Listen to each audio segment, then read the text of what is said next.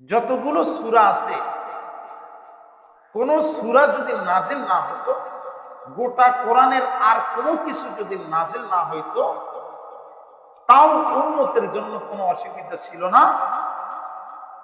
উম্মতে মুহাম্মাদীর জন্য এই 3 আয়াতের বিশিষ্ট সূরাতুল আসরের উপর যদি মেহনত করে, তে উম্মতে মুহাম্মাদীর হেদায়েতের জন্য যথেষ্ট ছিল। বলেন না সুবহানাল্লাহ।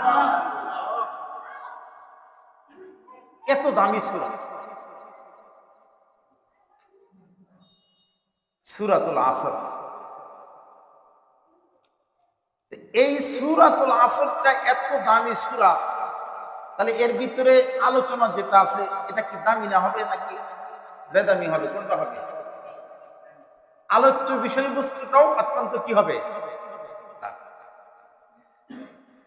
আলোচ্য বিষয়